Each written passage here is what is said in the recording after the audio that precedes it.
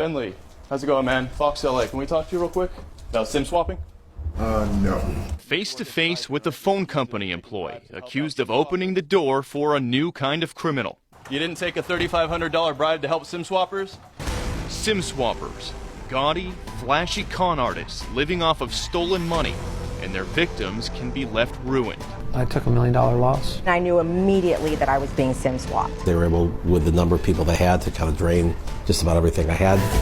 Fox 11 is bringing you along as we pull back the curtain on these high-tech heists. This entire crime can take no more than 10 minutes and can bankrupt a person.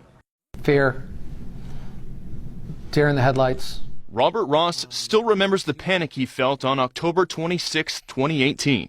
It began when his phone started showing these notifications for a withdrawal request on one of his financial accounts, a request he never made.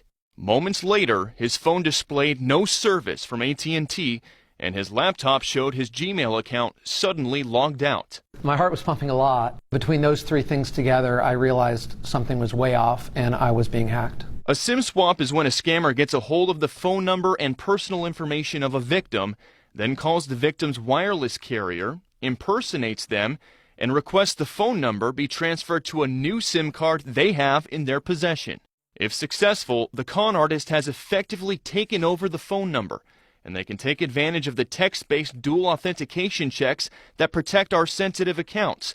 They can change passwords, lock the victim out of their own lives, and even empty out their financial accounts, which is exactly what happened to Ross. I went to the Apple store to figure out what was going on with my phone, and they called AT&T and determined that there was an unauthorized SIM change in my account, and by then all of my money was already gone. $1 million, an overwhelming majority of Ross's life savings and the money for his daughter's education, was all gone in less than 1 hour after the hacker converted it all to Bitcoin and withdrew it. And I didn't have other millions of dollars. That was my $1 million. Ross's case was immediately picked up by the REACT Task Force, an elite group of high-tech law enforcement investigators based in Northern California. They specialize in prosecuting SIM swaps.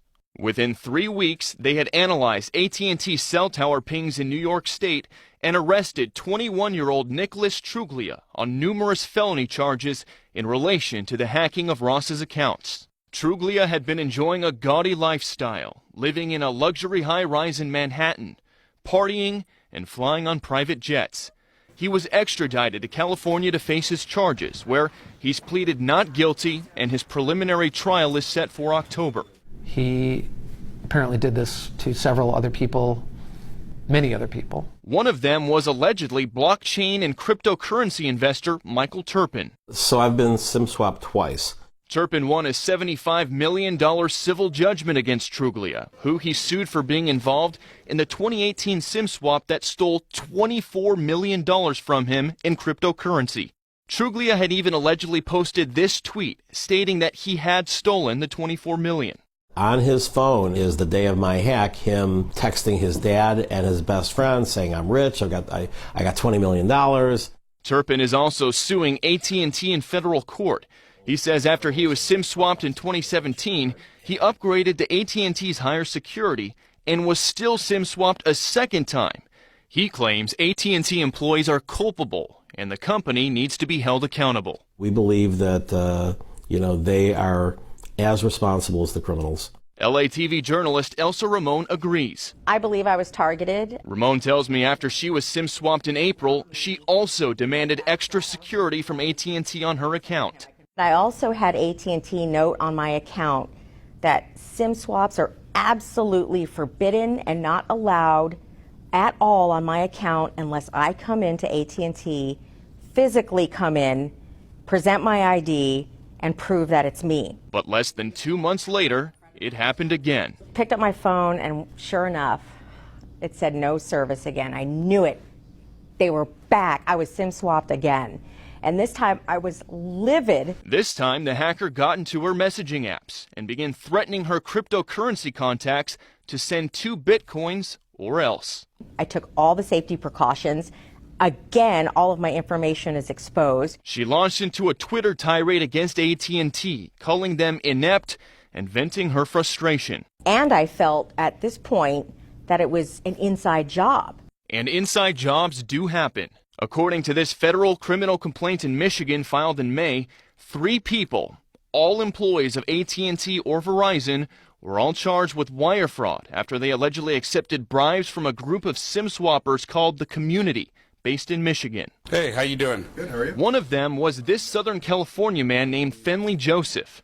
According to his federal complaint, while working at a SoCal Verizon store, he accepted a $3,500 bribe from a SIM swapper to turn over personal identifiable information on Verizon customers, which resulted in the theft of $100,000 from a SIM swap victim. We tracked him down in Marietta, where he's out on bond. Finley, how's it going, man? Fox LA, can we talk to you real quick about SIM swapping? No. You used to work at Verizon, right? You're accused of taking bribes to help out SIM swappers. I have no comment. No comment? Nothing to say, sir? You didn't take a $3,500 bribe to help SIM swappers? No comment, sir? Trying to give you a chance. He hasn't entered a plea, and his next court hearing is set for October 3rd. I am here to tell you that these are criminals that we have never seen before. Erin West serves as Deputy District Attorney in Santa Clara County. She works hand in hand with the REACT Task Force to hunt down and imprison SIM swappers.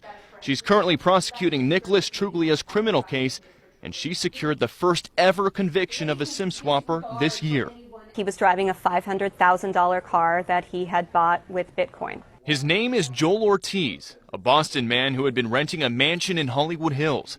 He was arrested at LAX, convicted, and sentenced to 10 years behind bars for SIM swapping 40 victims and stealing $5 million from them.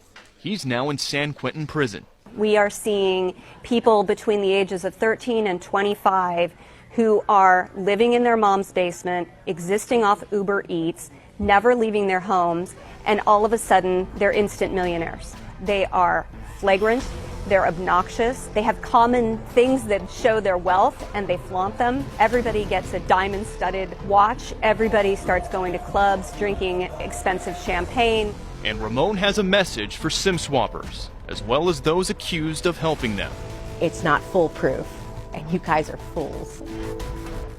And Robert Ross went on to tell me that he is planning to sue AT&T as well, as he believes his $1 million loss was an inside job at AT&T. A judge recently ruled that Michael Turpin's lawsuit against AT&T will move forward. It will not be thrown out. Now, we did reach out to AT&T for a comment on all of this. They only sent us a one-sentence response you can see right here, saying in part, quote, "This is an industry issue. Please contact CTIA for more information." So not much on AT&T's. So Elsa Ramon sounded like she did everything right, and yet this still happened to her. So if people are watching at home, what can I do to stop this? The experts say there's not a whole lot you can do. What the phone companies will tell you is Sprint, T-Mobile, Verizon, AT&T, you can get SIM swap security, upgraded security. That's where you're supposed to be able to put a PIN number on your account. So any account change, you have to give a PIN number, whether it's on the phone or in person. The problem is sometimes the employees know those PIN numbers, and they can be bribed, as you've seen. Sure. And this happened to you? This happened to me back in 2017 when I was living in Charlotte. Same situation. I was at work. My phone started showing up all these login requests I wasn't doing. Then it went to no service. Ended up finding out it was somebody at a store in Texas doing it. And by the time it was all done, my dad had passed away a little bit before, and I lost all his voicemails because of it. Never got him back.